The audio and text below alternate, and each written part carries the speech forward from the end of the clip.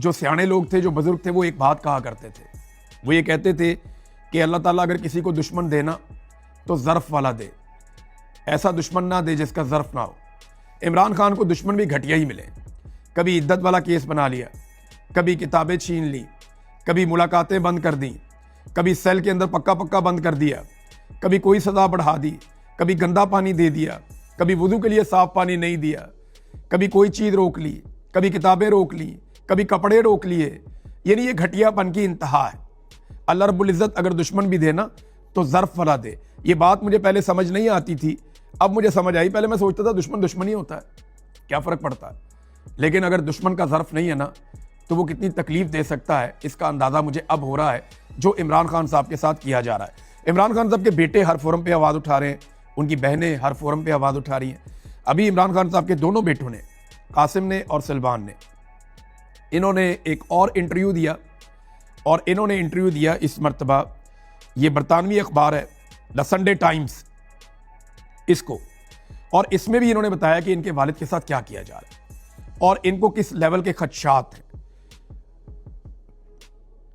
इन्होंने बताया कि किस तरीके से इनके वालिद को नाकर्दा जराइम की सजा दी जा रही है और किस किस्म के हालात में रखा गया। हत्ता कि एक जुमला जो हेडलाइन बना इस खबर का, वो ये है कि वो हमारे वालिद के साथ वहशियाना सलूक कर रहे हैं, और एग्जैक्टली यही हो रहा है। पाकिस्तान में कभी किसी सियासी लीडर के साथ इस किस्म का घटिया सलूक नहीं किया गया जिस किस्म का घटिया और बेहुदा सलूक इमरान खान साहब के साथ किया जा रहा है। नाजरीन, खबरें तो बहुत सारी हैं, लेकिन ये मईशत के हवाले से मैं एक चीज़ और आपके सामने रखता हूँ, और ये बार बार सामने आती है। देखें, आसिम मुनीर साहब का जो मईशत का मॉडल है वो नाकाम हो चुका है, वो फेल हो चुका है।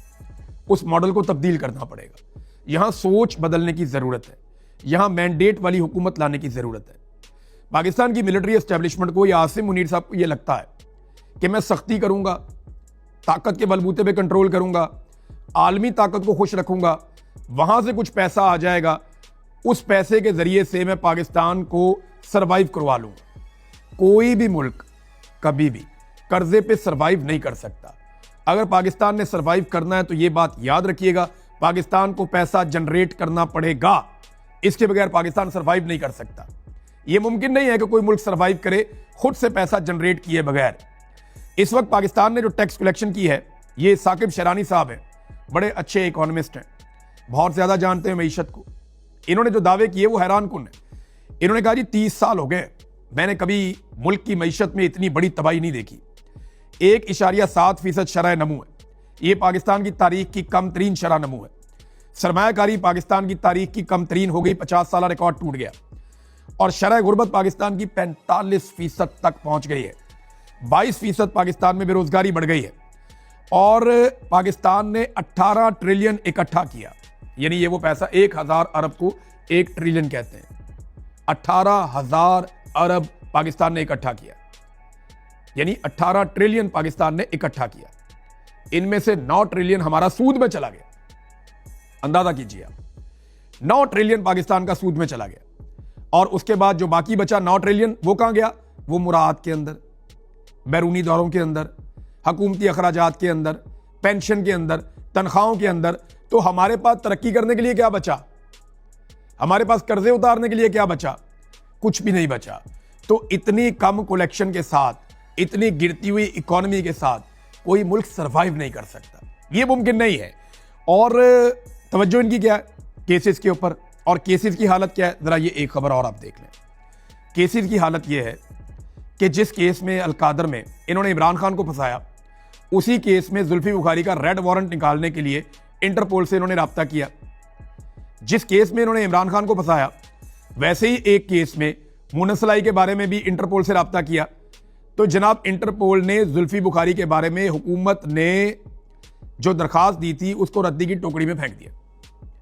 यानी जिन शवाहिद की बुनियादों के ऊपर इमरान खान को सजाएं दी जा रही है ना पाकिस्तान में, जिन शवाहिद की बुनियादों के ऊपर इमरान खान से बदला लिया जा रहा है पाकिस्तान में, उन शवाहिद को आलमी इदारे रद्दी की टोकरी में फेंक रहे हैं। ये हो रहा है। और मेरे पास ये भी इंफॉर्मेशन है, आज से कुछ अर्सा पहले मुझे पता चला था मेरे एक सोर्स से कि मेरे कागजात भी मूव किए गए हैं। बाकायदा एक फाइल मूव की गई कि जनाब इमरान खान का नाम, इमरान रियाज का नाम इंटरपोल में डाला जाए और हम इसको गिरफ्तार करके पाकिस्तान वापस लेकर आएंगे। और मेरी अब तक की इतला के मुताबिक हुकूमत को घास नहीं डाली गई। लेकिन अगर घास डाली भी गई ना, तो मैंने बड़े मुकदमे लड़े हैं पाकिस्तान के अंदर, पाकिस्तान के बाहर भी लड़ दूंगा। और ऐसी कोई बात नहीं है कि आप मुकदमा करें और अब मुकदमे से भाग जाए। पाकिस्तान में भी सारे मुकदमात का सामना किया, यहाँ पे भी सारे मुकदमात का सामना करेंगे। और इंटरपोल के अंदर जब आप दरखास्त डालते हैं ना, तो वो सबसे पहले ये देखते हैं कि जनाब ये बंदा कौन है। जब वो उन्होंने गूगल किया, उन्हें पता चला कि जनाब ये बंदा तो जबरी तौर पे लापता रह चुका है, इस बंदे पे तो गिरफ्तारी के दौरान बदतरीन टॉर्चर हो चुका है, ये तो एक जर्नलिस्ट है जिसको 10 मरतबा सिर्फ इसलिए गिरफ्तार किया गया कि ये पाकिस्तान की एस्टेब्लिशमेंट का बयानिया बनाने से इनकार कर रहा था। तो इस वजह से इस बंदे को विक्टिमाइज किया जा रहा है। तो ये कागज रद्दी की टोकरी में जाएंगे। अब रद्दी की टोकरी से कागज निकाल के इनको लपेट के पाकिस्तान ले जाएं आप, क्योंकि जुल्फी बुखारी के बारे में भी इन्होंने केस जो बनाने की कोशिश की, बैनुल अक़वामी सतह पे उस पूरे मुद्दे को रिजेक्ट कर दिया गया है। तो इनको बार बार शिकस्त होती है, हर फोरम पे जहां जाते हैं वहां शिकस्त होती है। आखिरी खबर नादरीन, डेरा गाजी खान में रैली निकाली पाकिस्तानियों ने। इससे पहले मैंने आपको बताया कि खैबर पख्तूनख्वा में बहुत सारा एहतजाज हुआ, बहुत सारी जगहों पे एहतजाज हुआ। फिर डीजी खान में जो गंडापुर बरदरान है, उनकी कॉल के ऊपर भी एक बड़ी रैली निकली। वहाँ पे पाकिस्तानियों ने इमरान खान और बुशरा बीबी के हक में मुजाहरा किया, और मकसद ये उनका कि इमरान खान और बुशरा बीबी को एक मरतबा फिर निशाना बनाते हुए इंतकाम का गलत सजा दी गई है। पंजाब में बदतरीन फस्तायत के बावजूद, बेशुमार गिरफ्तारियों के बावजूद लोगों ने बड़ा टका के एहतजाज किया। ये पंजाब के लोगों को आप जितनी शाबाश देना उतना कम है। यहाँ बहुत सारे लोग तनकीद करते हैं कि जी पंजाब से लोग खड़े नहीं होते। देखिए, कुछ हद तक उनकी तनकीद जायज़ है, लेकिन मेरा एक और भी मौक़िफ़ है कि जितनी मार पंजाब में पड़ी है ना पाकिस्तान तहरीक इंसाफ को या आम शहरियों को, इतनी मार पूरे पाकिस्तान में कहीं नहीं पड़ी। पंजाब में 1 लाख घरों का इन्होंने चादर और चार दीवारी का तकद्दुस पामाल कर दिया, हजारों घरों का सामान तोड़ दिया, लगभग 20,000 के करीब बंदों को गिरफ्तार करके अंदर डाल दिया। जो जुल्म और फस्तायत पंजाब में की गई है ना, खवातीन को सड़कों पे घसीटा, इन्होंने बच्चों को मारा, छोटे बच्चों को उठा के उन पे मुकदमे दर्ज कर दिए। जो फस्तायत पंजाब में हुई है मिडिल क्लास के साथ, वो पाकिस्तान की तारीख में और कभी पंजाब में नहीं हुई। और बाकी सूबों के साथ भी देखें बहुत जुल्म हुआ, लेकिन पंजाब के साथ शदीद जुल्म हुआ रजीम चेंज ऑपरेशन के बाद।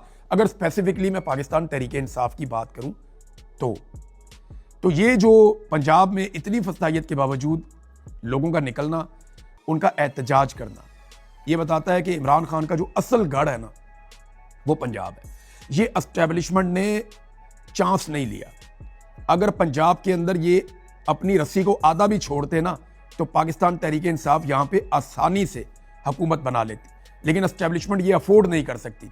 उन्होंने पूरी ताकत पंजाब में लगाई, पूरी ताकत पंजाब में लगाई कि किसी तरह यहाँ पे जाली हुकूमत बिठाई जाए, और उन्होंने पंजाब में जाली हुकूमत बिठा ली। अब उमर डार साहब भी गिरफ्तार हो गए हैं, बहुत सारे और रहनुमा पाकिस्तान तहरीक इंसाफ के, वो भी गिरफ्तार हो गए हैं। लेकिन गिरफ्तारियों से होगा क्या? ये लोग बाहर आएंगे और मजबूत बनेंगे, और इमरान खान के मकसद के साथ और उसके साथ मजीद मजबूती से खड़े हो जाएंगे। आज आप पूरी दुनिया में कहीं पे भी रेफरेंडम करवा लें, ओवरसीज पाकिस्तानी 1 करोड़ से ज्यादा है, करवा लें आप इनका रेफरेंडम कि ओवरसीज पाकिस्तानी इमरान खान के साथ खड़े हैं या आसिम मुनीर के साथ, आपको पता चल जाएगा। चले हम यहाँ करवा लेते हैं। ये मेरा जो वीलॉग है ना, इसके नीचे आप लोग कमेंट करें, आसिम मुनीर या इमरान खान। आप इमरान खान लिखेंगे हम वो भी गिन लेंगे, आप आसिम मुनीर लिखेंगे हम वो भी गिन लेंगे, और हम अगले वीलॉग में बता देंगे, एक आधे वीलॉग को छोड़ के, क्योंकि हमें गिनने में ज़रा टाइम लगता है, बहुत ज़्यादा हो जाते हैं। तो हम आपको बता देंगे कि कितने लोग किसके साथ खड़े हैं। अब तक के लिए इतना ही। अपना ख्याल रखिएगा, अपने इस चैनल का भी। अल्लाह हाफिज़।